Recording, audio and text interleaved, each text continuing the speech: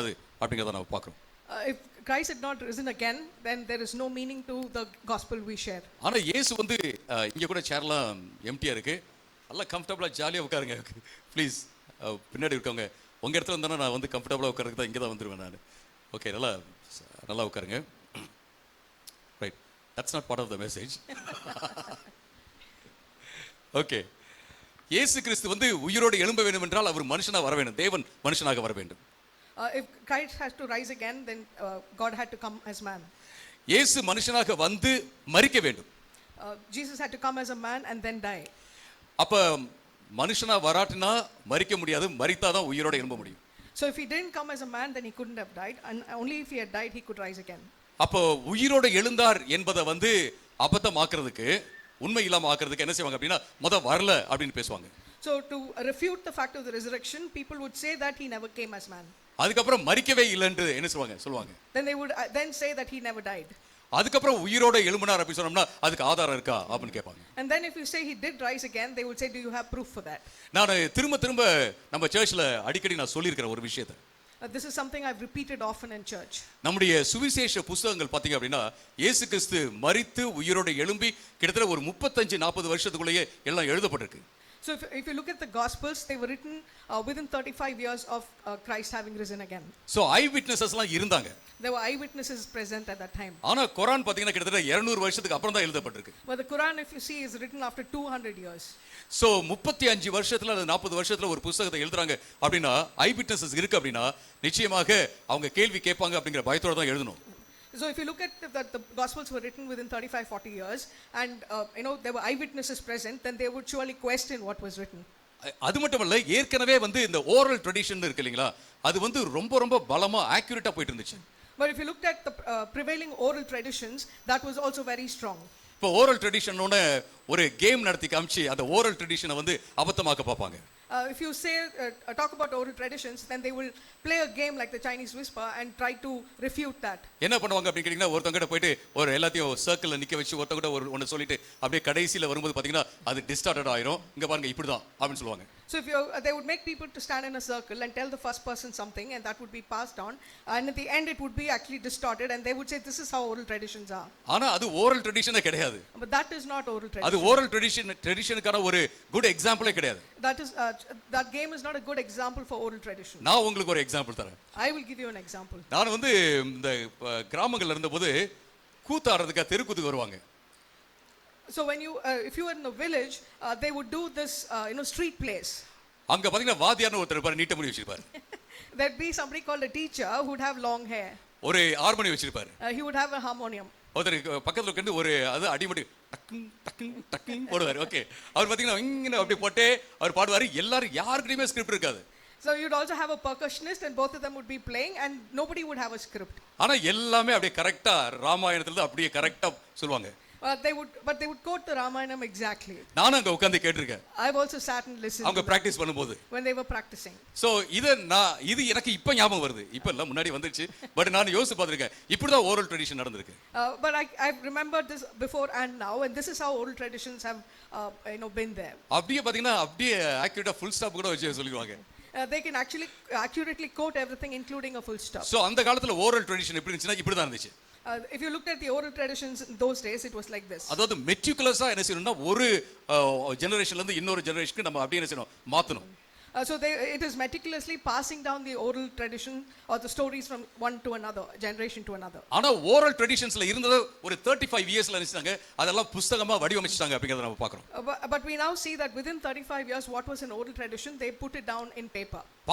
பவுலுடைய நிருபங்கள் இருக்கிற பல்வேறு பகுதிகள் ஏற்கனவே எழுத்து வடிவத்துல இருந்ததுதான், அதை எடுத்து போட்டிருக்காரு. So a lot of things that Paul states was already there in written form, and he was repeating it. Bits and pieces இருந்தது, அதை எடுத்து தன்னுடைய நிருபங்கள்ல போட்டிருக்காரு அப்படிங்கறத நம்ம பார்க்கிறோம். So what was there in bits and pieces, he collated together in his books. எனவே உங்களுக்கு வந்து ஒரு வரலாற்று அத்தாட்சி, இயேசு கிறிஸ்து உலகத்துல வந்தார், மரித்தார், உயிரோடு எழும்பினார் அப்படிங்கிறதுக்கு நமக்கு ஒரு அத்தாட்சி வேணும் அப்படின்னா இந்த சுவிசேஷங்கள், நிருபங்கள் அப்படின்னு சொல்லலாம். முக்கியமாக சுவிசேஷங்கள், ஏன்னா அதுல தான் இயேசு கிறிஸ்துவின் வாழ்க்கை வரலாறு பார்க்கிறோம். So if you need proof that Christ came, died and was risen again, then you need to look at especially at the Gospels. Herodotus அப்படிங்கிறவர் தான் ஹிஸ்டரிக்கெல்லாம் ஒரு ஃபாதர் அப்படின்னு நம்ம சொல்றாங்க. So Herodotus is the history of modern history. அந்த அந்த நபர்கிட்ட இருந்து வருகிற அந்த ஹிஸ்டோரியோகிராஃபி இருக்கு இல்லைங்களா, எப்படி வரலாறு எழுதுறாங்களோ அதனுடைய முறைப்படி அப்படியே நீங்க லூக்காவை பாத்தீங்க அப்படின்னா அப்படியே எக்ஸாக்ட்லி இருக்கு. So if you looked at how the historian wrote the books of history, the Gospel of Luke is written exactly that way. இப்போ நம்ம மாடர்ன் டைம்ல இருந்து நம்ம பார்க்கும்போது ஏன் டேட்லாம் போடல, ஏன் இதெல்லாம் போடல அப்படின்னு நாம கேட்கலாம்.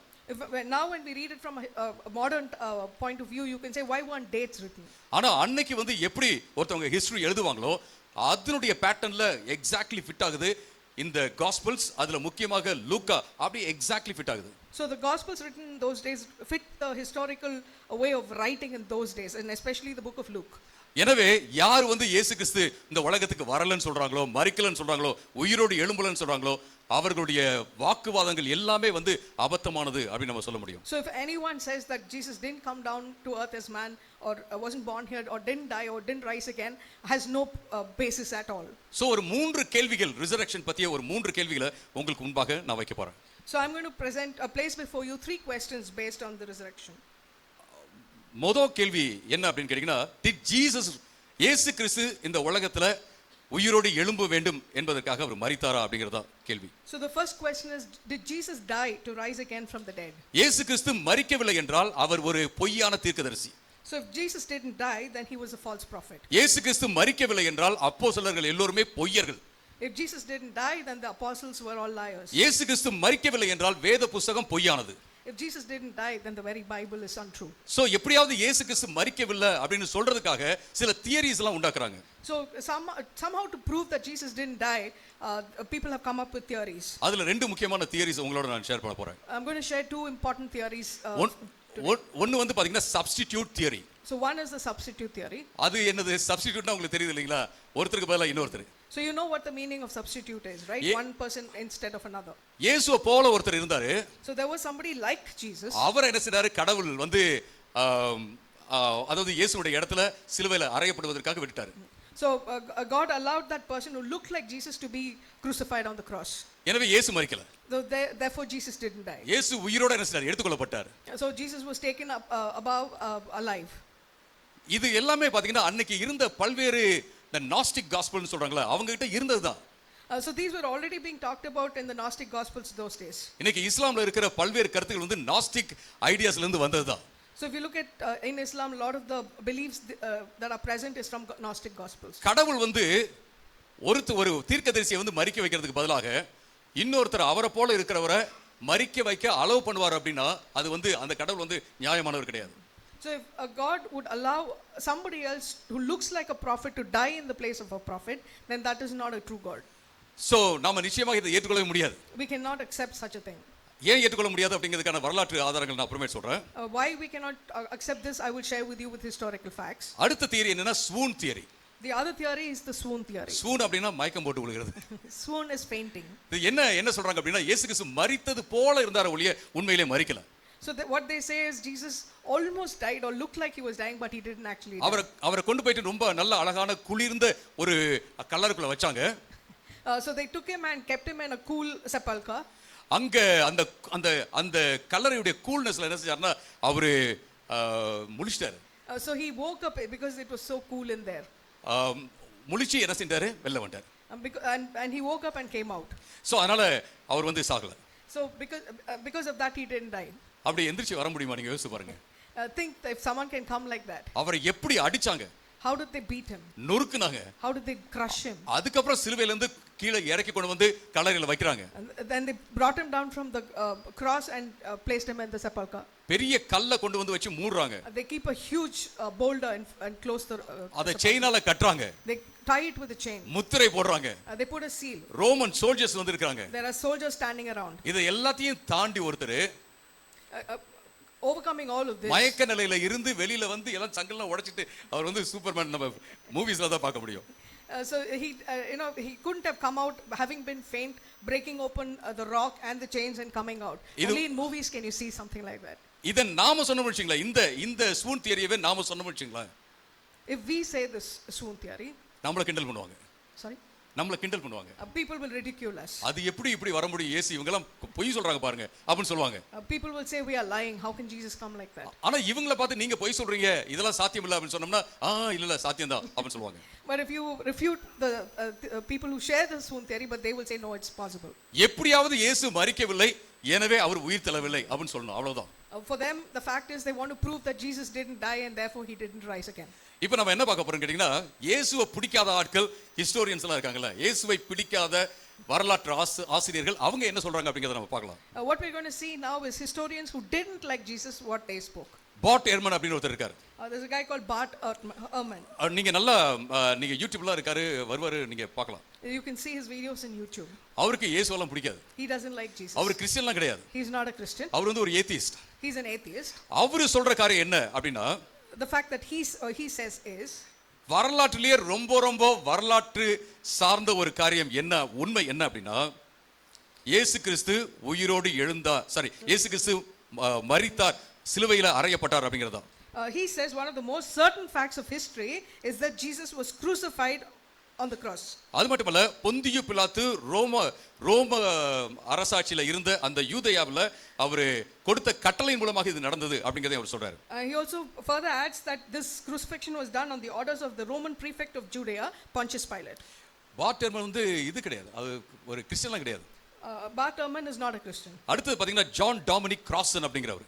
The next person we are seeing is John Dominic Crossan. அவர் சொல்றாரு, எதெல்லாம் வரலாற்று உண்மை அந்த உலகத்துல, அதே போல மிக மிக நிச்சயமான வரலாற்று உண்மை ஒன்று இருக்கும் என்றால் அது என்ன அப்படின்னா, இயேசு கிறிஸ்து சிலுவையிலே அறையப்பட்டார். So what he says is that if there's anything that is historically true or can be, it is that Jesus was crucified on the cross. அவரும் வந்து கிறிஸ்தவர்லாம் கிடையாது. He also is not a Christian. John ஒண்ணே Christian நினைச்ச கூடாது. Just because his name is John, we shouldn't think he's a Christian. அவங்க எந்த அளவுக்கு தாறுமாறா உடைக்கணுமோ கிறிஸ்தவத்தை அந்த அளவுக்கு தான் உடைப்பாங்க அவங்க.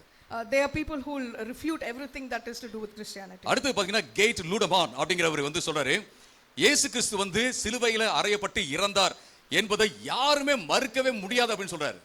So next is Gerd Ludman. He says Jesus' death as a consequence of crucifixion is indisputable. யாருமே மறுக்க முடியாது அப்படின்றாரு. He says nobody can refute it. So இவங்களையும் தாண்டி இயேசுவுடைய காலத்துல இருந்த சில வரலாற்று ஆசிரியர்கள் அவங்கள என்ன சொல்றாங்க அப்படிங்கறதை நம்ம பார்க்கலாம். So apart from these three people, let's look at certain historical people who talked about this. உதாரணத்துக்கு ஜோசிஃபஸ் அப்படிங்கிற ஒரு ஹிஸ்டோரியன்.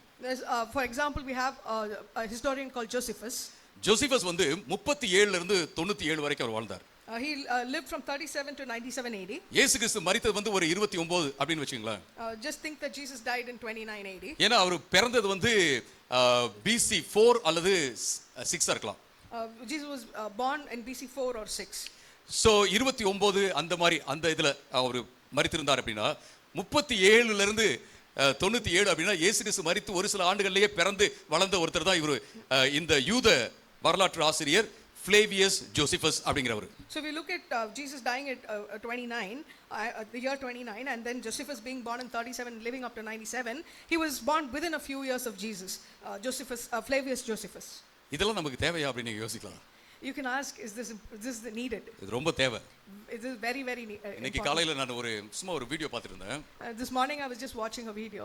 ரெண்டு ஜர்னலிஸ்ட் பேசிக்கிறாங்க. Two journalists are speaking. இன்னைக்கு உள்ள நிறைய அரசியல்வாதிகள் எல்லாம் பத்தி பேசிக்கிறாங்க.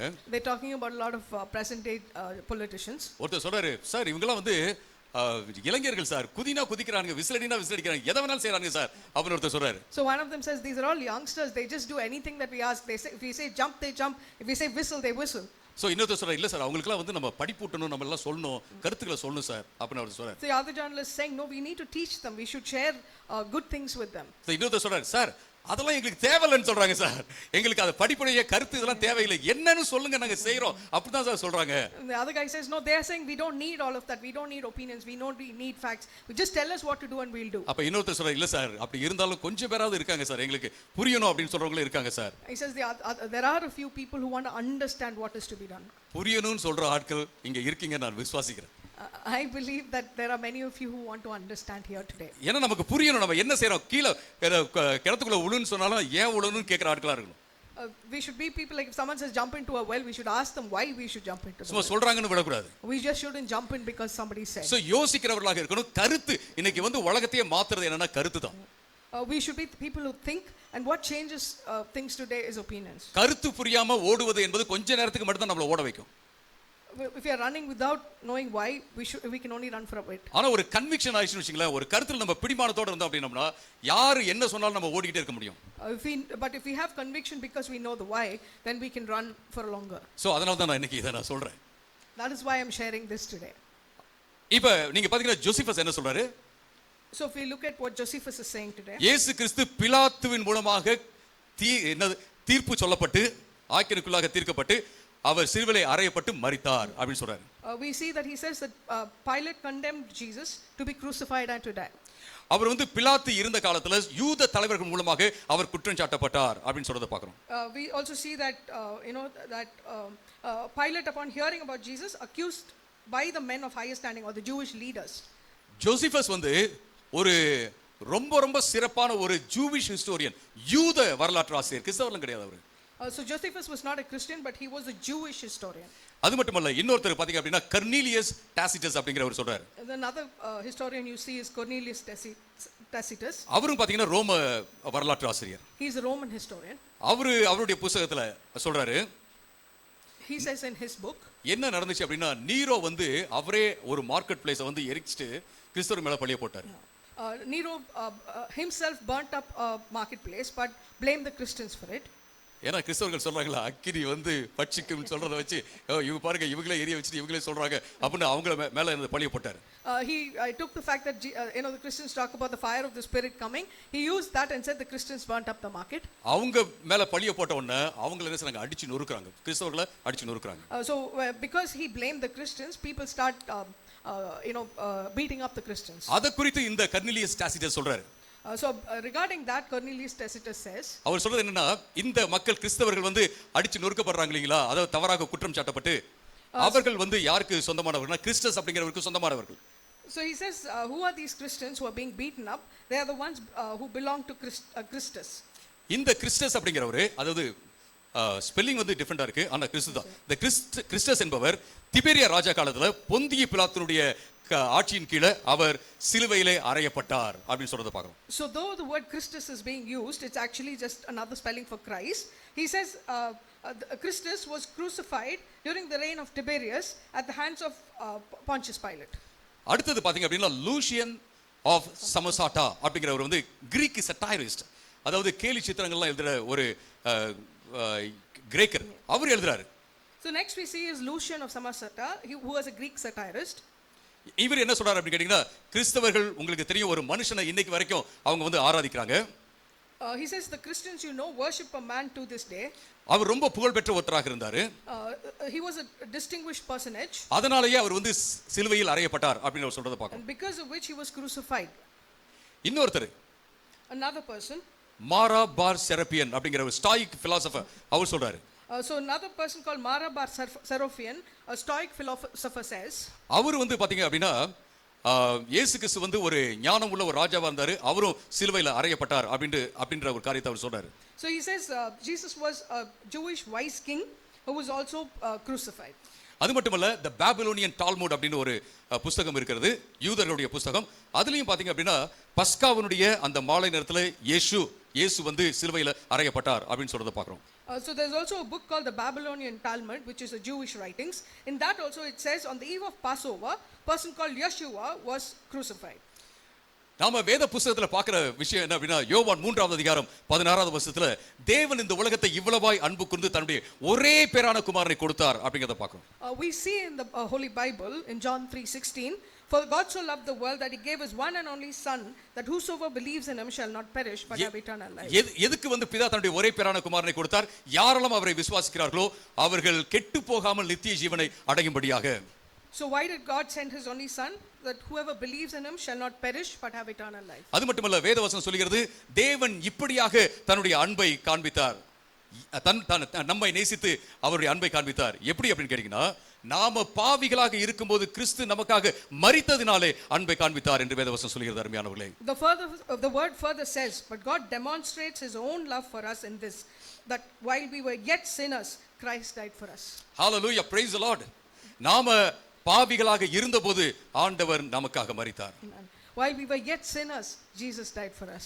ஒரு நாள் ஒரு விவசாயி வந்து சர்ச்சுக்கு போனார். So a farmer went to church one day. அன்னைக்கு வந்து சண்டே சர்வீஸ்ல பாஸ்டர் வந்து பிரசங்கம் பண்றாரு. So in that service the pastor is preaching. அவர் சொல்றாரு, பாருங்க பைபிள்ல இப்படிலாம் வசனம் இருக்கு அப்படின்னு சொல்றாரு. He says in the Bible there are verses such as this. விலங்குகள் கூட ஆண்டவர் சொல்றதுக்கு கேக்குது, அதாவது கழுதை மாடு இதெல்லாம் கூட ஆண்டவர் சொல்றது கேக்குது, ஆனா மனுஷன் வந்து கேட்க மாட்டேங்கிறான் அப்படின்னு சொல்லிட்டு வேத வசனத்தை சொல்லிட்டு ஏசாயா 1வது அதிகாரம் 3வது வசனத்தை வச்சு அவர் பிரசங்கம் பண்றாரு. He says that even the animals listen to the master, but people don't listen to God. And this is from Isaiah chapter 1 verse 3. சொல்லிட்டு அந்த வசனத்தெல்லாம் கேட்டு வீட்டுக்கு வராரு. So the farmer listens to those verses and comes home. வீட்டுக்கு வந்தவன தன்னுடைய மந்தையில இருந்த ஒரு மாட்டை வந்து ஒரு பேர் சொல்லி கூப்பிடுறாரு. So when he comes home, he calls one of the cows from the shed. கூப்பிட்டோன்னா அது என்ன செய்யுது, அது ஓடி வருது. The minute he calls, it comes running to him. அவருடைய கண்கள்ல தண்ணீர் வந்துருச்சு. He starts crying. ஆண்டவரே, விலங்குகள் கூட நாம சொல்லும்போது அது கேக்குதுங்க, அதுங்கெல்லாம் உங்களுக்கு கீழ்ப்படியுதுங்க ஆண்டவரே. Even the animals listen to when we call them and they obey you. ஆனா நீங்க சொல்றதுக்கு நாங்க கீழ்ப்படியாம இருக்கிறோமே ஆண்டவரே அப்படின்னு சொன்னாராம். He says but I don't listen to what you say and obey you. ஆண்டவரே, நான் இந்த விலங்குகளுக்கு காட்டுற அன்பு வந்து ஒண்ணுமே கிடையாது. The love I show for these animals is nothing. ஆனா நீங்க எனக்காக காமிச்ச அன்பு வந்து பெருசு ஆண்டவரே. But the love you've showed me is big. எனவே நான் உங்களுக்கு எப்போதுமே நான் உண்மையா இருக்கட்டும், நன்றி உள்ளவனாக இருக்கட்டும் அப்படின்னு அவர் சொன்னாராம். He says I should always be true to you and be grateful to you. இதுதான் இன்னைக்கு நாம யோசிக்க வேண்டிய ஒரு விஷயம். This is the thing that we need to think about today. இந்த உலகம் வந்து ஏதாவது ஒரு விதத்துல வந்து இயேசு இந்த உலகத்துக்கு வரவில்லை, அவர் மரிக்கவில்லை அப்படிங்கறத சொல்லிக்கிட்டே இருக்கு. The world will keep on saying that Jesus didn't come to the earth, he didn't die. ஆனா நாம சொல்றோம் இயேசு இந்த உலகத்துக்கு தேவன் இந்த உலகத்துல மனுஷனா வந்தார், அவர் நமக்காக மரித்தார். But we should keep continuing to say that God came down to earth as man and he died for us. ஆனா சும்மா அவர் மரிக்கல, அவர் தன்னுடைய அன்பை காட்டும் விதமாக அவர் மரித்தார். But he just didn't die, he died to show us his love. நாம என்ன செய்யணும், அவரை திரும்ப நாம நேசிக்க வேண்டும். What we should do is love him back. நேசித்துக் கொண்டே இருக்க வேண்டும். We should keep on loving him. வாழ்நாள் முழுவதும் நேசிக்க வேண்டும். We should love him every day of our lives. இதுதான் நாம அவருக்கு பதில் சொல்லும் விதம் அருமையானவர்களே. This is how we reciprocate his love. அது மட்டுமல்ல, இரண்டாவது கேள்வி, நான் சொன்னது போல இரண்டாவது கேள்வி என்ன அப்படின்னு கேட்டீங்கன்னா, இயேசு கிறிஸ்து உயிரோடு எழுந்தார் என்பதற்கான வரலாற்று ஆதாரங்கள் நம்மகிட்ட இன்னைக்கு உண்டா அப்படிங்கறது இரண்டாவது கேள்வி. So apart from what we've seen, the second question we have is that do we have historical evidence for the resurrection of Jesus? நீங்க மறுபடியும் நம்ம ஜோசிஃபஸ்க்கு தான் போக வேண்டியதா இருக்கு. We have to go back to Josephus again. ஜோசிஃபஸ் தன்னுடைய புத்தகத்துல ஆன்டிக்விட்டிஸ் அப்படிங்கிற புத்தகத்துல 20வது சாப்டர்ல 200வது வசனத்துல அவர் அப்படி சொல்றாரு. Josephus in his book called Antiquities in chapter 20 verse 200. இன்னும் நீங்க அத பத்தி நிறைய தெரிஞ்சுக்கணும் அப்படின்னா மைக்கேல் ஆர் லிகோனா அப்படிங்கறவருடைய புத்தகத்தை நீங்க வாசிக்கலாம். If you need to know more, you can read the book by Michael R. Licona. இதெல்லாம் நான் ஏன் சொல்றேன்? Why am I saying all this?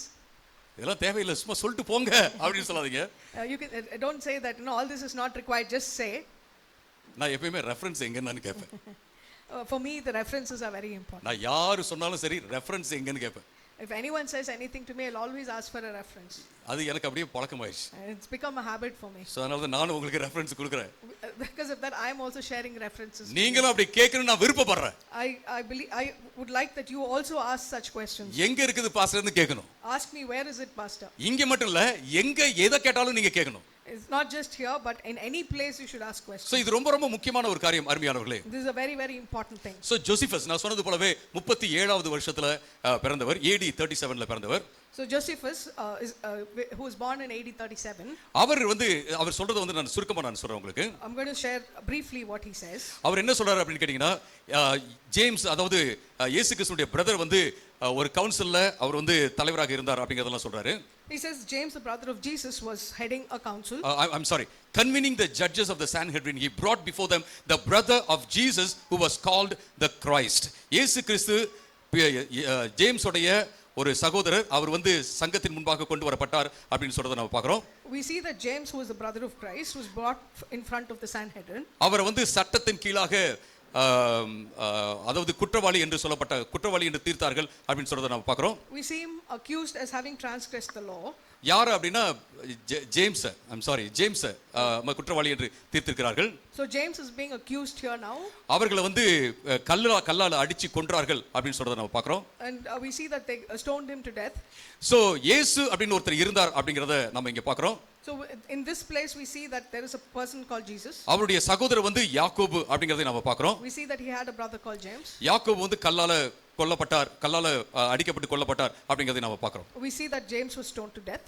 அதுக்கப்புறம் நம்ம என்ன பார்க்கிறோம் அப்படின்னு கேட்டீங்கன்னா அதே ஜோசிஃபஸ் என்ன சொல்றாரு? So a little further we see same Josephus saying, at this time there appeared Jesus a wise man, if indeed one should call him a man. அதாவது இயேசு கிறிஸ்து அப்படிங்கிற ஒருத்தர் இருந்தாரு, அவர் வந்து ஞானம் உள்ளவர், அவர் வந்து மனுஷன்னு கூப்பிடுறதா என்ன செய்யலாம், கூப்பிடலாம் அப்படின்னு அவர் சொல்றாரு. அவர் வந்து நிறைய அற்புதமான காரியங்களை செஞ்சாரு. அவர் வந்து டீச்சராக இருந்தாரு, மக்களுக்கு வந்து பல்வேறு நல்ல காரியங்களை டீச் பண்ணாரு. மக்கள் வந்து அதை வந்து சந்தோஷத்தோட ஏற்றுக்கொண்டாங்க அப்படின்னு சொல்றத பார்க்கிறோம். So we also see that he was a doer of startling deeds, a teacher of people who received the truth with pleasure. அது மட்டுமல்ல, அவர் என்ன சொல்றாருன்னா he gained a following both among many Jews and among many Greek origin அப்படின்னு சொல்றாரு. அதாவது யூதர்கள் மத்தியிலும் கிரேக்கர்கள் மத்தியிலும் நிறைய பேர் அவரை பின்பற்றினார்கள் அப்படின்னு சொல்றத பார்க்கிறோம். Maybe I will translate this because இது சொல்லி சொன்னாதான் சரியா வருது. Okay. And he was a Messiah. அவர் வந்து மேசியாவாக இருந்தார். And when Pilate, because of an accusation made by the leading men among us, condemned him to the cross. அதாவது பிலாத்து வந்து மற்றவர்கள் குற்றம் சாட்டினது மூலமாக, அங்க உள்ள ஒரு முக்கியமான ஆட்கள்லாம் குற்றம் சாட்டின் மூலமாக அவரை சிலுவையில் அறையும்படியாக அவர் உத்தரவிட்டார் அப்படிங்கறத பார்க்கிறோம். Those who had loved him previously did not cease to do so. அவரை வந்து முன்னாடியே நேசித்தவர்கள் அப்படி செய்யவில்லை அப்படிங்கறத பார்க்கிறோம். For he appeared to them on the third day.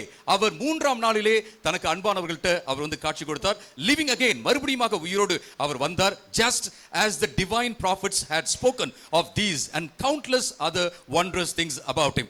எப்படி தீர்க்கதரிசிகள் இவரை பற்றி முன்பாக சொன்னார்களோ அப்படியே அவர் என்ன செய்யார்னா உயிரோடு மூன்றாம் நாளிலே அவர் வந்தார் அப்படின்னு சொல்லி சொல்றத பார்க்கிறோம். And up until this very day, the tribe of Christians named after him has not died out. இன்றைக்கு கூட அவருடைய பெயரை வைத்து கிறிஸ்தவர்கள் என்று அழைக்கப்படுகிற இந்த மக்கள் இன்னைக்கு வரைக்கும் சாகல, அவங்க இன்னைக்கு உயிரோடு இருக்காங்க அப்படின்னு சொல்றாரு. ஹalleluya, praise the Lord. So இயேசு கிறிஸ்து வந்தாரு, உயிரோடு எழுந்தாரு அப்படிங்கறத, மூன்றாம் நாள்ல உயிரோடு எழுந்தார், அவரை பின்பற்றுகிற கிறிஸ்தவர்கள் அன்னைக்கு இருந்தாங்க அப்படின்னு இந்த இடத்துல சொல்றதை நம்ம பார்க்கிறோம். So we see that here he's talking about that Jesus came as a man and he died, and on the third day he rose again, and his followers Christians are still there. மூன்றாம் நாள் உயிரோடு எழுந்தாருன்னு சொல்றாரு. He says that he rose on the third day. சொன்னோன்னு என்ன சொல்வாங்க, சிலர் வந்து இதை யாரோ இன்சர்ட் பண்ணிட்டாங்க, ஜோசிஃபஸ் உடைய புத்தகத்துல இன்சர்ட் பண்ணிட்டாங்க. So the minute you say this, then people say somebody has inserted it into Josephus's book.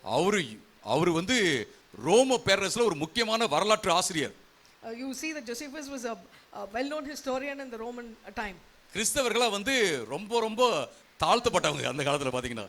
So if you look at the Christians, they were the lowest of the low in those days. ஒரு சிலர் தான் பெரிய பெரிய officers. Only a few of them were big officers. மற்றவங்க எல்லாரும் வந்து அந்த அளவுக்கு அரசியல் இன்ஃப்ளூயன்ஸ்லாம் உள்ளவங்க எல்லாம் கிடையாது. The others were not people with political influence. ஆனா ஒரு சிலர் என்ன சொல்றாங்க, போயிட்டு இன்சர்ட் பண்றாங்க இத. But there will still be people who will say that this was inserted into his book. ஜோசிஃபஸ் வந்து முழுக்க ரோம, அன்னைக்கு அங்கிருந்த ரோமர்களா சொன்னாங்க ரோமருடைய கைக்கூலி அப்படின்னு சொன்னாங்க அவரை. Josephus was a servant of the Romans in those days. அவருக்கு அந்த புத்தகத்துல போய்லாம் இன்சர்ட்லாம் பண்ண முடியாது. You can't go and insert stuff into his book. அடுத்து பாத்தீங்க அப்படின்னா டாசிட்டஸ், முன்னாடி நம்ம பார்த்தோம், அவர் சொல்ற விஷயம் என்ன? We saw Tacitus before, but we're going to again see what he says. Therefore, to quench the rumor, Nero created scapegoats and subjected to the most refined tortures those whom the common people called Christians.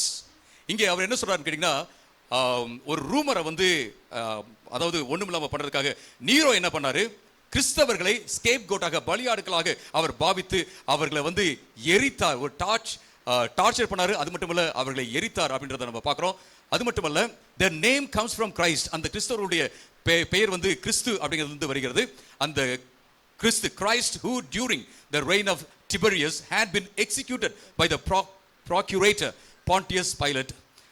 பிலாத்துடைய காலத்துல திபெரி ராஜாவுடைய காலத்துல அவர் வந்து சிலுவையில் அறையப்பட்டார், கொல்லப்பட்டார் அப்படிங்கறத பார்க்கிறோம். Suppressed for the moment, the deadly superstition broke out again. not only in Judea, the land which originated this evil, but also in the city of Rome. Tacitus இங்க என்ன சொல்றாரு அப்படின்னா, அந்த கிறிஸ்தவம் அப்படிங்கிறது வந்து ஒரு சூப்பர்ஸ்டிஷன் போல இருக்கிறது. அது மறுபடியும் எழுந்து வந்து என்ன செய்யுது அப்படின்னா எல்லா இடத்துலையும் பரவிச்சு, இந்த தீமையான காரியம் எல்லா இடத்துலையும் பரவிச்சு அப்படின்னு சொல்றாரு. இன்னைக்கு அப்படிதான் சொல்றாங்க இல்லைங்களா, கிறிஸ்தவத்தை தீமைன்னு சொல்றாங்கல்ல, அன்னைக்கு அவர் அப்படிதான் சொல்லி அவர் சொல்றாரு. So Tacitus is talking about Christianity as a superstition which is spreading again, and we see people talking the same even now, talking about Christianity being superstitious and spreading. அடுத்தது பாத்தீங்க அப்படின்னா, சூட்டானியஸ் அப்படிங்கிற ஒரு ரோமன் ஹிஸ்டோரியன் AD 170 ல இருந்து 122 வரைக்கும் இருக்கிறவர். அவர் என்ன சொல்றாரு, he, அதாவது referring to Claudius, he expelled the Jews from Rome since they were always making disturbances because of the instigator Christus mispronounced, misspelled Christus அப்படின்னு சொல்றாரு. ஆனா கிறிஸ்துவ குறித்து சொல்றாரு. இவர் இது என்ன சொல்றாரு அப்படின்னா, இயேசு கிறிஸ்து வந்து ஒரு இன்ஸ்டிகேட்டரா இருந்தாரு, ஒரு புரட்சியாளராக எல்லாரையும் ஒரு போராட்டத்துக்காக தூண்டி விடுகிறவராக இருந்தார் அப்படின்னு சொல்றத பார்க்கிறோம். இது எல்லாம் சொல்ற விஷயம் என்ன அப்படின்னு கேட்டீங்கன்னா, இயேசு மரித்தார், அவர் உயிரோடு எழுந்தார் என்பதை சொல்கிறது. All of this is talking about Jesus died and he rose again. எத்தனை பேர் எக்ஸைட்டடா இருக்கீங்க? How many of you are excited today? இயேசு கிறிஸ்து மரித்த மாதிரியே இருந்தார்னா அதுல ஒண்ணுமே இல்ல. If Jesus remained just dead, there is nothing in it. ஆனா அவர் உயிரோடு எழுந்ததனால தான் இன்னைக்கு சுவிசேஷம் இருக்கு. It's only because he rose again that we have the gospel today. பல வேளைகளில் நம்ம சிலுவையை தாண்டி நம்ம யோசிக்கிறதே கிடையாது. Many a times we don't look beyond the cross. நீங்க மற்றவங்கள்ட்ட போய் சொல்லி பாருங்க, கடவுள் மனுஷனானாரு, ஒண்ணும் பிரச்சனை இல்ல. If you go tell people God became man, that's fine. கடவுள் மரித்தார், oh it's okay, very good. So God died, that's also good. இயேசு உயிரோடு எழுந்தார், Christ rose again. அது எப்படி சொல்ல முடியும் இயேசு உயிரோடு எழுந்தார்னு சொல்லிட்டு? How can you say that Jesus rose again? ஏன்னா இயேசு உயிரோடு எழுந்ததன் மூலமாக அவர் எல்லாரை காட்டிலும் மேலே உயர்த்தப்பட்டவராக இருக்கிறார். Just the fact that Jesus rose again has made him high above anyone else. லூக்கா 24:6-7 நம்ம இப்படியே வாசிக்கிறோம். லூக்கா 24:6-7 அவர் இங்கு இல்ல, எங்க இல்ல, கல்லறையில இல்ல, அவர் உயிரோடு எழுந்து விட்டார் அப்படின்னு சொல்றதை நம்ம பார்க்கிறோம். In Luke chapter 24 verses 6 to 7 we see this. He is not here. Where is he not? He is not in the sepulcher. Yeah, please. He has risen. இயேசு கிறிஸ்து, அதாவது தேவ மனுஷகுமாரன் பாவியுடைய கையில வந்து கொடுக்கப்பட வேண்டும் என்பதும், அவர் சிலுவையிலே அறையப்பட வேண்டும் என்பதும், அவர் 3ஆம் நாளிலே உயிரோடு எழும்ப வேண்டும் என்பதும் ஏற்கனவே சொல்லப்பட்டிருக்கு அப்படின்னு சொல்றதை பார்க்கிறோம். We see that it says the Son of Man must be delivered over to the hands of sinners, be crucified, and on the third day be raised again was already written. இன்னைக்கு நம்ம இயேசு கிறிஸ்துவை வந்து எல்லா போட்டோவோடையும் சேர்த்து இயேசு கிறிஸ்துவை வைக்கலாம். We can keep the photo of Jesus along with other photos. அவர் ஒரு கடவுளாக நம்ம என்ன ஒரு சிலர்லாம் வச்சுக்கலாம். There are people who keep him as part of one more God. ஆனா இயேசு கிறிஸ்து எல்லார காட்டிலும் பெரியவராக இருக்கிறார். ஏன் கேட்டீங்கன்னா, அவர் இந்த உலகத்துக்கு வந்தார், மரித்தார், உயிரோடு எழுந்தார் அப்படிங்கறத பார்க்கிறோம். But we see that Jesus is higher than anyone else because he came down to this earth, he died and he rose again. இந்த உலகத்தினுடைய வரலாற்றையே மாற்றி போட்ட ஒரு காரியம் என்னன்னா இயேசு கிறிஸ்துவுடைய உயிர்த்தெழுதல். The one thing that overturned the history of this world is the resurrection of Christ. இன்னைக்கு நீங்க எகிப்துக்கு போனீங்க அப்படின்னா அங்க நிறைய பிரமிடுகள்லாம் இருக்கு. If you go to Egypt these days, there are a lot of pyramids. அந்த பிரமிடுக்குள்ள போனீங்கன்னா அந்த ராஜாக்களுடைய சவங்கள்லாம் இருக்கு, mummified bodies. If you go into the pyramids, you will find the mummified bodies of kings. அவங்க எவ்வளவுதான் பெரிய பெரிய அற்புதமான காரியங்களை செஞ்சிருந்தாலும் சரி, whatever they might have done, அவர்கள் அங்க தான் இருக்கிறாங்க. they are still here. நீங்க இங்கிலாந்து போனீங்கன்னா லண்டன்ல வெஸ்ட்மின்ஸ்டர் ஆபி அப்படின்னு ஒரு இடம் இருக்கு. அங்க பாத்தீங்கன்னா பெரிய பெரிய ஆட்களுடைய கல்லறை எல்லாம் இருக்கு. If you go to Westminster Abbey in London, a lot of big people have been buried there. அவர்கள் எல்லோரும் செத்தவர்களாக மரித்தவர்களாக அங்க தான் இருக்காங்க. They are all just dead and buried there. முகமதுடைய கல்லறைக்கு போனீங்க அப்படினாலும் அங்க அது கல்லறை, அது வந்து எம்டியா இல்ல. If you go to Muhammad's tomb also, it is a sepulcher and his body, it's not empty. ஒரு நாள் ஒரு ஃபாரினர் வந்தாரு, வந்தாங்க டெல்லிக்கு. So one time a foreigner came to Delhi. நான் சொன்னேன், தாஜ்மஹாலை பார்க்கணுமா அப்படின்னு கேட்டேன். I asked him, do you want to see the Taj Mahal? அவங்க சொன்னாங்க, நான் கல்லறை எல்லாம் பார்க்கறது இல்ல அப்படின்னு சொன்னாங்க. He says, I don't go see cemeteries. ஓ, அப்பதான் நான் யோசித்தேன், ஆமா இல்ல அது கல்லறை தான். அப்ப நான் யோசித்தேன். That is when I too realized it is actually a cemetery. But நிறைய ஆர்க்கிடெக்சர்ஸ்லாம் நீங்க பாத்தீங்கன்னா டெல்லியில அங்கங்க போகும்போது அங்கங்க ஒவ்வொரு இடமா இருக்கு, எல்லாமே கல்லறைகள் தான். A lot of great architecture is all around Delhi, but most of it is cemeteries. எல்லாத்துக்கும் கீழ போன்ஸ் இருக்கு. They all have bones under them. இருக்குதுன்னு நினைக்கிறேன். இல்ல இல்லாம கூட இருக்கலாம், எல்லாம் மண்ணா இருக்கலாம் இந்நேரம். I think there are bones. I don't know what people have done by now. ஆனா இயேசு கிறிஸ்துவுடைய கல்லறை இன்னைக்கு எம்டியா தான் இருக்கு. Amen. Hallelujah. The sepulchre of Jesus is empty right now. இயேசு கிறிஸ்துவுடைய கல்லறை எம்டியா இருக்கு. இன்னைக்கு நீங்க போனீங்கன்னா அங்க யாருமே கிடையாது. அன்னைக்கு சொன்ன அந்த தூதனுடைய வார்த்தை இன்னைக்கு உண்மை. இங்க யாருமே அங்க இல்ல. மரித்தவர் இங்க இல்ல. அவர் உயிரோடு எழுந்து விட்டார்.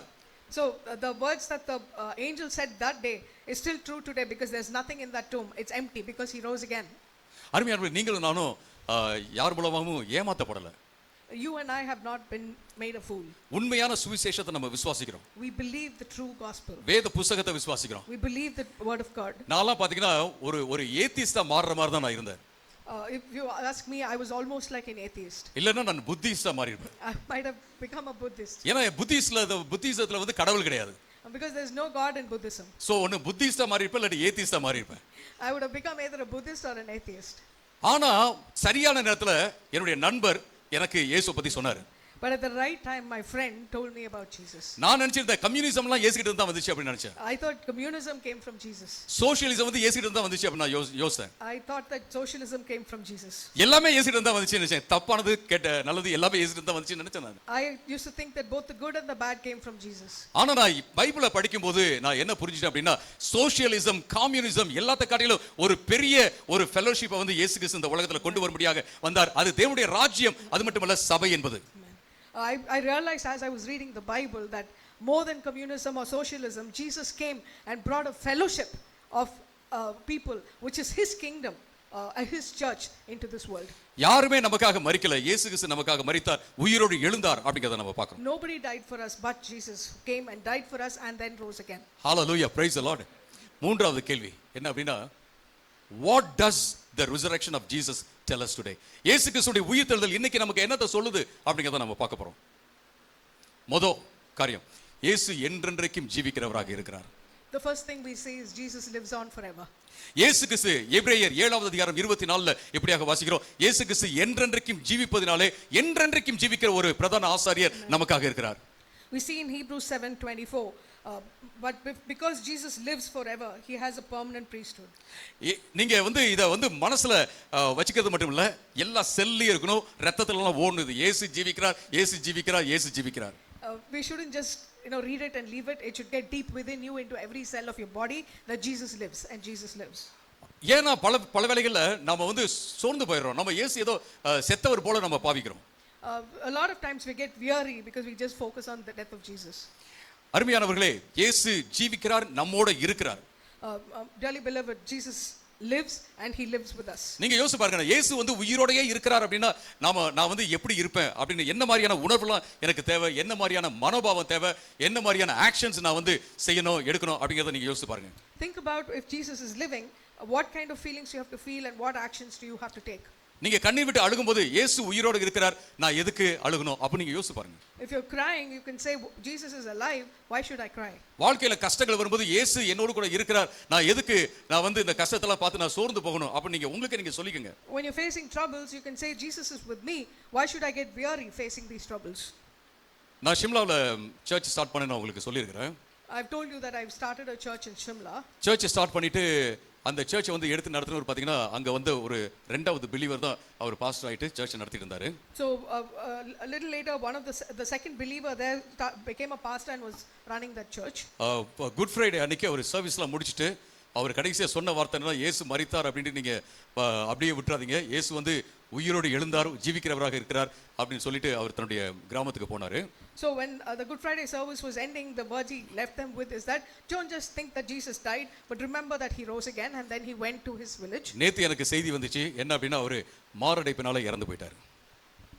Yesterday I got the news that he died of a heart attack.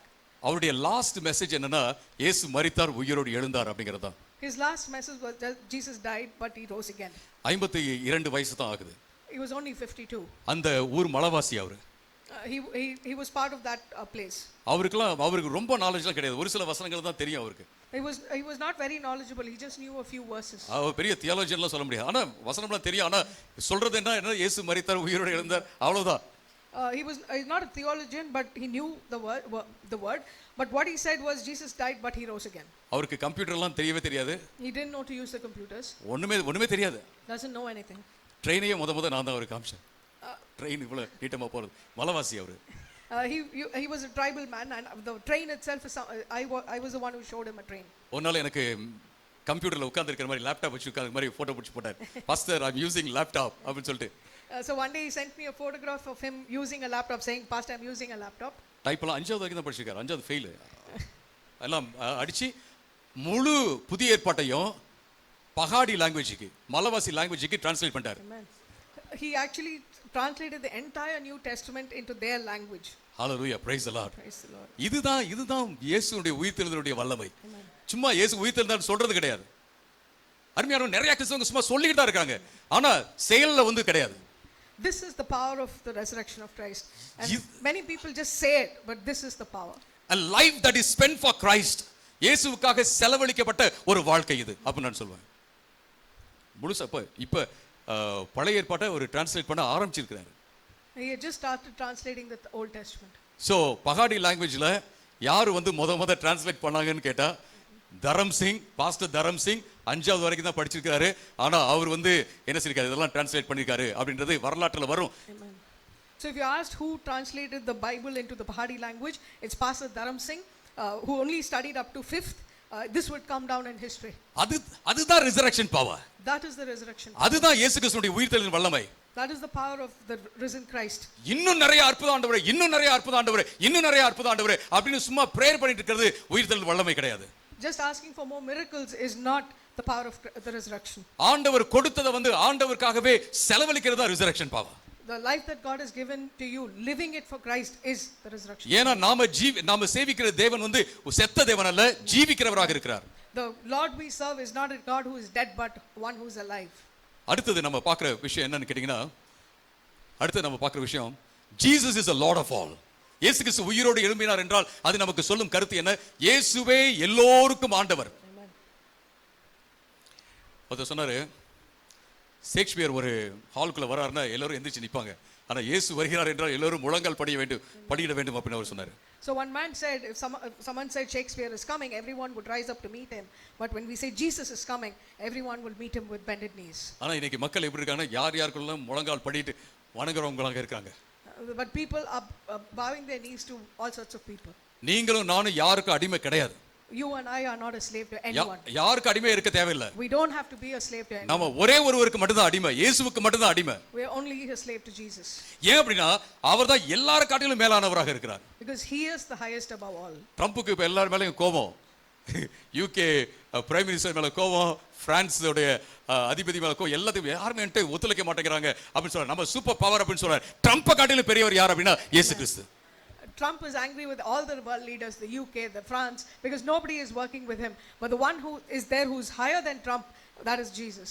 இயேசு கிறிஸ்துவே எல்லாருக்கும் ஆண்டவர். ஒரு பாட்டு நாங்க பாடுவோம், நம்ம பாடுறோம் இல்லைங்களா, இயேசுவே ஆண்டவர், இயேசுவே ஆண்டவர், மரணத்திலிருந்து உயிர் தெழுந்தார். அந்த பாட்டை பாடும்போது நமக்குள்ள ஒரு வெறி வரணும். வெறி நம்ம எல்லாம் அடிச்சு போடுற அந்த வெறியில ஒரு வைராக்கியம், இயேசு தான் ஆண்டவர், எல்லார காட்டிலும் பெரியவராக இருக்கிறார் அப்படின்ற அந்த வெறி வர வேண்டும். Jesus is the Lord of all, and when we sing songs which talk about that, we should get conviction in us. அப்போஸ்தலர் 2:36 இப்படியாக வாசிக்கிறோம், therefore let all the house of Israel know for certain that God has made him both Lord and Christ, this Jesus whom you crucified. அதாவது இயேசு கிறிஸ்துவை ஆண்டவராகவும் கிறிஸ்துவாகவும் ஆண்டவர் வைத்திருக்கிறார் அப்படிங்கறத நம்ம பார்க்கிறோம். எல்லா இஸ்ரவேலும் இதை தெரிந்து கொள்ளணும் அப்படின்னு சொல்றத பார்க்கிறோம். ஏன் அப்படின்னா இயேசு கிறிஸ்து நமக்காக சிலுவையில் அறையப்பட்டார். அவர்தான் ஆண்டவர், அவர்தான் கிறிஸ்து. கிறிஸ்துனா என்ன? ராஜா. இயேசு ஆண்டவர், அப்புறம் கிறிஸ்து. So we see that Jesus is Lord and Christ means king. கிறிஸ்து அப்படிங்கிறது வந்து இயேசுடைய சர்நேம் நம்ம நினைச்ச கூடாது. Christ is not the surname of Jesus. Joseph Raj is not surname. நம்ம தமிழ்நாட்டில் சர்நேம்லாம் வைக்கிறது இல்லை இல்லைங்களா? ஸோ சும்மா சொல்கிறேன் நான், இல்லை ஏதோ அசோக் சர்மா, என்னுடைய ஃப்ரெண்ட் ஒருத்தர் அசோக் சர்மா தான் இதுன்னு நினச்சக்கூடாது. So it's like Joseph Raj. In Tamil Nadu, we don't keep surnames at times. I have a friend called Ashok Sharma. Shouldn't take like Sharma to mean the Christ here. Jesus Christ na Jesus King. So when you say Jesus Christ, it's Jesus the King. இயேசு ராஜா நம்ம சொல்றோம் இல்லைங்களா, அதுதான். அருமையானவர்களே, அவர் எல்லோருக்கும் முன்பாக எல்லோரும் முழங்கால் எல்லோருமே அவருக்கு முன்பாக முழங்கால் படியிட்டு தான் ஆக வேண்டும் என்பதை நம்ம So every knee shall bow in front of Christ. அடுத்ததாக நம்ம என்ன பார்க்கறோம் அப்படி கேட்டீங்கன்னா, லிவிங் ரிசரக்ஷன் லைஃப். இந்த உயிர்த்தெழுதலின் வாழ்க்கையை நம்ம வாழ வேண்டும். அதான் மூன்றாவதாக இயேசு கிறிஸ்து வந்து உயிரோடு எழும்பியிருக்கிறார் அப்படின்னா நம்முடைய வாழ்க்கை வந்து உயிர்த்தெழுதலின் வாழ்க்கையாக வாழப்பட வேண்டும் அப்படிங்கிறத நம்ம பார்க்கிறோம். 1 கொரிந்தியர் 15:14-17 வரைக்கும் இந்த இடத்துல பவுல் ஒரு ஆர்குமெண்ட் பண்றாரு. So if Christ is risen, then we should live a resurrected life. And we see an argument Paul makes in 1 Corinthians 15:14-17. இயேசு கிறிஸ்து உயிரோடு எழும்பவில்லை என்றால் எங்களுடைய பிரசங்கம் வந்து யூஸ்லெஸ். அது மட்டுமல்ல, உங்களுடைய விசுவாசமும் யூஸ்லெஸ் அப்படின்னு சொல்றாரு. So we see he says that if Christ had not been raised, our preaching is useless and so is your faith. அது மட்டுமல்ல, நாங்க பொய் சாட்சி சொல்கிறவர்களாக இருப்போம் அப்படின்னு சொல்றாரு. He says more than that, we are then found to be false witnesses. ஏனென்றால் இயேசு கிறிஸ்து உயிரோடு எழும்பினார் என்பதை நாங்க சாட்சியா பிரசங்கம் பண்ணிட்டு இருக்கிறோம் அப்படின்னு சொல்றாரு. So he says we have been talking about as being witnesses that Christ rose again. But if Christ did not raise him, if in fact the dead are not raised, இயேசு கிறிஸ்து உயிரோடு எழும்பவில்லை என்றால் மரித்தோர்கள் எனது உயிரோடு எழும்பவில்லை அப்படின்னு சொல்றத பார்க்கிறோம். அது மட்டுமல்ல, மரித்தோர்கள் உயிரோடு எழும்பவில்லை என்றால் இயேசு கிறிஸ்துவும் உயிரோடு எழுப்பப்படவில்லை அப்படின்னு சொல்றத நம்ம பார்க்கிறோம். And he says in verse 16, for if the dead are not raised, then Christ has not been raised either. மறுபடியும் அவர் வந்து முடிக்கிறார், இயேசு கிறிஸ்து உயிரோடு எழுப்பப்படவில்லை என்றால் உங்களுடைய விசுவாசம் வந்து யூஸ்லெஸ், ஒன்றுமில்லாத விருதாவாக இருக்கும் அப்படின்னு சொல்றாரு. Again we see him reiterating that if Christ has not been raised, your faith is futile. அப்ப நம்ம இந்த பாவ மன்னிப்பு இதெல்லாம் பேசினதுக்கு அப்புறம் இயேசு கிறிஸ்து உயிரோடு எழும்பவில்லை என்றால் நீங்களும் என்ன செய்றீங்க, பாவத்திலே தான் இன்னும் இருக்கிறீங்க அப்படின்னு சொல்றத பார்க்கிறோம். And he says you are still in your sins. அருமையானவர்களே, நீங்களும் நானும் மனசுல வச்சுக்கணும், இயேசு கிறிஸ்து உயிரோடு எழும்பினார், நம்முடைய விசுவாசம் வந்து விருதா கிடையாது அப்படிங்கறத மனதிலே வைத்துக் கொள்ள வேண்டும். We should keep this in mind that Jesus rose again and therefore our faith is not futile. அப்ப இயேசு கிறிஸ்து வந்து உயிரோடு எழும்பின அந்த உயிர்த்தெழுதலின் வாழ்க்கையை நான் வாழ்றேன் அப்படின்னா நான் பாவத்துல இருக்க மாட்டேன். So if I'm living the resurrected life, then I'm not in sin. Resurrection பவர்னா என்ன? What is resurrection power? Again மறுபடியும் நிறைய பேர் ரிசரக்ஷன் பவர்னா என்ன, மரித்தவங்களை உயிரோடு எழுப்புறது, வியாதியை சுகமாக்குறது, இது மட்டும் தான் அப்படி நினைச்சுக்கிறாங்க. Many people think that resurrection life is only bring the dead back to life or healing people. உயிர்த்தெழுதல் வல்லமை அப்படின்னா நம்ம பாவத்துக்கு நோன்னு சொல்லுவோம். We should be able to say no to sin. பிசாசுக்கு எதிர்த்து நிற்போம். We will stand against the devil. பிசாசின் வல்லமைகளை நம்ம முறியடிப்போம். We will destroy the power of the enemy. இயேசுவை போல நம்ம வாழ்வோம். We will live like Jesus. நம்ம பெர்ஃபெக்ட்டா இருப்போமா அப்படினா இல்ல. நம்ம இமானுவேல் சொன்னது போல பெர்ஃபெக்ட்டா நம்ம இப்பவே ஆயிட்டோம் அப்படிங்கிறது கிடையாது. நம்ம அதை நோக்கி தான் போயிட்டே இருப்போம். Are we perfect? No. Just like brother Emmanuel said, we are not perfect but we are moving towards perfection. ஆனா இது இல்லாம நான் வந்து ரிசரக்ஷன் பவர்னு சொல்லிட்டு இருந்தேன் அப்படினா அதுல எந்த யூஸும் கிடையாது. But if we don't have all this but we keep saying resurrection power, it is useless. இன்னைக்கு வந்து நான் வந்து ஆணித்தரமா நான் சொல்றேன் பாருங்க. இன்னைக்கு வந்து ஒரு ராடிக்கலான ஒரு பிளட்ஜ் பண்ணுங்க, ஒரு உறுதி எடுங்க. ஆண்டவரே, இந்த ரிசரக்ஷன் பவர் எனக்குள்ள இருப்பதனால நான் பாவத்தை நான் வந்து மேற்கொள்வேன் ஆண்டவரேன்னு சொல்லுங்க. Take a radical vow today that because the resurrection power is in me, I will stand against sin. நீங்க ஆண்டவருக்காக நிக்கும்போது ஆண்டவர் போல உங்களுடைய வாழ்க்கையில எல்லா பகுதியிலும் மாறும்போது ஆண்டவர் உங்களை கனப்படுத்துவார். When you live for God, the Lord will strengthen you in every area. அடுத்ததாக நம்ம என்ன பார்க்கணும், no fear of death. இயேசு கிறிஸ்து உயிரோடு எழுந்திருப்பார் என்றால் நமக்கு வந்து மரண பயம் தேவையில்லை. If we died with Christ, we have faith that we will also live with him. இயேசு கிறிஸ்துவோடு நாம மரித்திருப்போம் என்றால் அவரோடு சேர்ந்து வாழ்வோம் என்ற விசுவாசம் நமக்குள்ளாக இருக்கிறது. அது மட்டுமல்ல, we know that Christ has been raised from the dead and he will never die again. இயேசு நமக்கெல்லாம் தெரியும், இயேசு கிறிஸ்து உயிரோடு எழுப்பப்பட்டிருக்கிறார், அவர் மறுபடியும் மரிப்பதில்லை. Death no longer has power over him. He died to sin once and for all with his death, but he lives for God with his life. மரணம் என்பது ஒரு நாளும் அவர் மீது வல்லமையை கொண்டு வரவே முடியாது. அவர் பாவத்துக்கு ஒரே முறை மரித்து விட்டார் அவருடைய மரணத்தின் மூலமாக. எனவே அவர் அவருடைய ஜீவனின் மூலமாக இன்றைக்கும் வாழ்கிறார் என்பதை நம்ம பார்க்கிறோம். Hallelujah, praise the Lord. ஒரே தரம் அவர் மரித்து விட்டார், அவ்வளவுதான். He died just once. அவரோடு சேர்ந்து நாமளும் மரித்து விட்டோம். We also died with him. அவரோடு சேர்ந்து நாமும் உயிரோடு எழுந்துட்டோம். We have also risen again with him alive. அப்ப நமக்கு வந்து மரண பயம் வேணுமா? So should we then fear death? இருக்கவே கூடாது. We shouldn't. யாராவது மரண பயத்துல இருக்கீங்களா? Any of you fearing death? வேண்டாம், அத்திக்கு போடுங்க. எல்லாரும் ஒரு நாள் மரிக்க தான் போறோம். You don't need to fear death. All of us are going to die one day. நாங்க இவாஞ்சலிசம் எக்ஸ்ப்ளோஷன் அப்படின்னு சொல்லிட்டு ஒரு மினிஸ்ட்ரி இருக்கு. அதுக்கு ட்ரெயினரா இருந்தேன். நான் கொஞ்ச காலம் நான் ட்ரெயினரா இருந்தேன். So I was a trainer for some days with a group called Evangelism Explosion. அதுல வந்து நாங்க ஒரு கேள்வி கேட்கணும். We used to ask a question. ரெண்டு டயக்னோஸ்டிக் क्वेश्चंस சொல்வாங்க. முதல் क्वेश्चन என்னன்னா, இன்னைக்கு நீங்க மரிக்கிறீங்கன்னு வெச்சீங்களா, நீங்க போய் அங்க ஆண்டவருடைய அந்த பரலோகத்தின் வாசலுக்கு முன்பாக நிக்கிறீங்க. ஆண்டவர் கேட்கிறாரு, உங்களை நான் எதுக்கு இந்த பரலோகத்துல உள்ளுக்குள்ள விடணும்னு சொன்னா நீங்க என்ன சொல்வீங்க? So we used to ask two diagnostic questions. The first one would be, if you died today and went up to heaven and were at the pearly gates, and God asked you, why should I let you in today? What would you say? அப்ப அந்த ட்ரைனிங்ல என்ன சொல்லுவாங்க? நீங்க போய் இன்னைக்கு மரித்தால்னு போய் சொல்லிடாதீங்க அப்படின்னு சொல்லுவாங்க. So in the training they would tell us, don't go see if you die today. ஏன்னா நம்ம இந்தியாவில் வந்து இன்னைக்கு நீங்க மரித்தீங்கன்னா ஓ அபசகுணமா பேசுறாங்க அப்படி சொல்லுவாங்கன்றதுக்காக எப்படி சொல்லணும்னா, ஒருவேளை நான் மரிச்சேன்னு வச்சுங்களேன் அப்படின்னு சொல்லிக்கங்க. ஏன்னா நமக்கு பயம் கிடையாது, மற்றவங்களுக்கெல்லாம் பயம், மரண பயம். So in India especially, people are very scared of death and they think you talk wrong if you say if you die today. So they tell us to tell that if by chance I die today, because we are not afraid of death. நான் மரிச்சேனா அப்படின்னு சொல்றேனோ இல்லையோ, ஒரு நாள் நான் மரிக்க தான் போறேன். Whether I say today I'm going to die one day or not, one day I will die. ஒருத்தவங்க வந்து ஒரு பாஸ்டர் பத்தி சொன்னாங்க. One person told me about a pastor. அவர் சொன்னாரு, நான் சீக்கிரமா மரிச்சிட்டேன்னு வச்சுங்களேன், He said if I die soon, நான் வந்து ஆண்டவருக்கு உண்மையா இருந்துட்டு போனேன் அப்படிங்கிறது ரொம்ப இம்பார்ட்டன்ட் அப்படின்னு அடிக்கடி அவர் சொல்லுவாரு. he used to often say that if I die today, it's more important whether I was true to the Lord or not. அதே மாதிரி இன்னொரு பாஸ்டர் சொன்னாரு. So another person said the same thing, another pastor. இந்த pastor அவர்கிட்ட போய் சொன்னாரு, இப்படிதான் ஒரு பாஸ்டர் சொன்னாரு, அவர் சீக்கிரமா செத்து போயிட்டாரு, அதனால நீங்க சொல்லாதீங்க, நீங்க வாயில சொல்றதுதான் அப்படி நடக்கும் அப்படின்னு சொன்னாரு. So another person went and said, another pastor used to say like this, and he died very young. Don't say it, you will also die. ஓ ஆமால, ஆமாமா கரெக்ட், தேங்க்யூ பாஸ்டர், அப்படிலாம் சொல்லக்கூடாது, கரெக்ட் அப்படின்னு சொல்லிட்டாரு. So he said, oh thank you pastor, that's true, I won't say it again. நான் பயந்தது எனக்கு நடந்துருச்சுன்னு சொல்லி யார் சொல்றாங்க சொல்லுங்க பார்க்கலாம். Tell me who will tell that I was afraid and it happened to me. யோபு சொல்றாரு. அதை என்ன செய்றாங்க, வாக்கியமா எடுத்துக்கிறாங்க, தேவ வாக்கியமா எடுத்துக்கிறாங்க. Job is the one who said it and people take it as the word of God. See, பைபிளை interpret பண்ணும்போது நம்ம மனசுல வச்சுக்கணும், யார் என்ன சொல்றாங்க அப்படிங்கறத மனசுல வச்சுக்கணும். When we interpret the Bible, we have to be very clear who said what.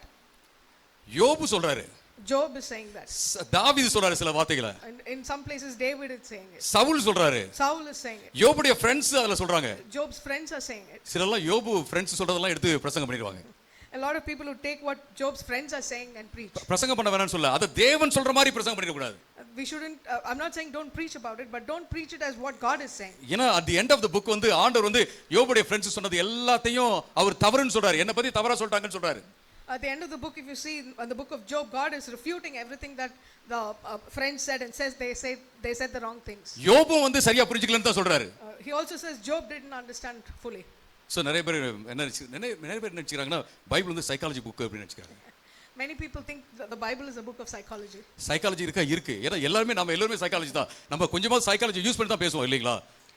It has psychology in it. We also are psychologists because we use psychology when we speak. So யோபு சொன்னாருங்க, நான் பயந்தது நடந்துருச்சு, அதனால பயப்படாதீங்க, எதையும் திருப்ப சொல்லாதீங்க அப்படின்லாம் நம்ம சொல்ல தேவையில்லை. நம்ம வந்து விசுவாச வார்த்தையை தான் பேசுறோம், அதுக்காக சிலர் பார்த்தீங்கன்னா இது சொன்னீங்கன்னா அப்படி நடந்துரும் அப்படிங்கிற மாதிரி ஒரு போதனை வைக்கிறாங்க. அது வந்து பைபிளோட சிங்க் ஆகிற விஷயம் கிடையாது.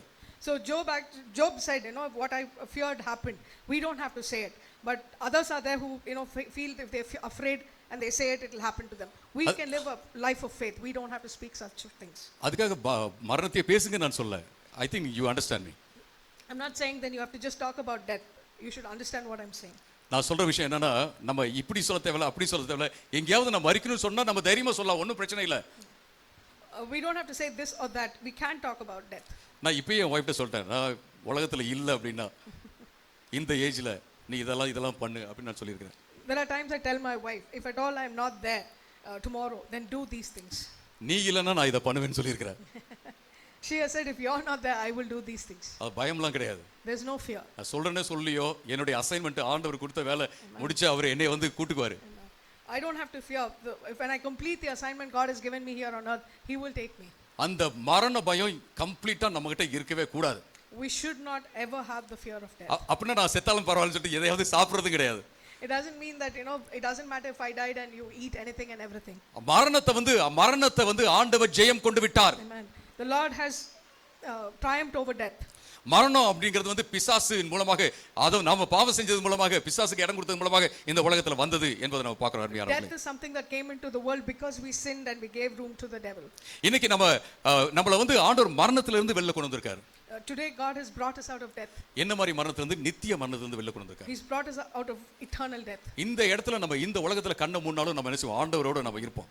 If we die today, we will be in the presence of God. நீங்க நானு மரித்தோம் என்றால் நானும் சேர்த்துக்கிறேன். ஓகே, நீங்க வந்துச்சு அப்புறம் நானும் சொல்லிட்டேன். ஏன்னா நீங்க நானும் நம்ம எல்லோருமே மரித்தோம் என்றால் இங்கே கண்ணை முன்னோன்னு ஆண்டவரோடு கூட நம்ம இருப்போம். If you and me, I'm adding myself too. If we die today here, we close our eyes here today, we will be in the presence of God. நம்ம இங்கேயும் உயிரோட தான் இருப்போம், அங்கேயும் உயிரோட தான் இருப்போம். Amen. We will be alive here and in there. இங்கேயும் நமக்கு பர்சனாலிட்டின்னு ஒன்று இருக்கு, உணர்வுகள் எல்லாமே இருக்கு. அங்கேயும் நம்ம அந்த உணர்வுகளோட தான் நம்ம இருக்க போறோம். We'll have our emotions and a personality here, and we'll have the same there. In fact இன்னும் ஒரு அழகான ஒரு நல்ல உலகத்தோட ஆண்டவரோடு கூட நம்ம இன்னும் ஒரு மோர் ரியல் விதத்துல நம்ம அங்க இருக்க போறோம் அப்படின்றத நான் பார்க்கறோம். We'll have a better and a more real relationship with the Lord there. இது ரொம்ப ரொம்ப முக்கியமான ஒரு காரியம். This is a very important thing. இயேசு கிறிஸ்து உயிரோடு எழும்பி இருக்கிறார் அப்படின்னா நமக்கு மரண பயமே இருக்க கூடாது. If Christ is risen, then we should not fear death.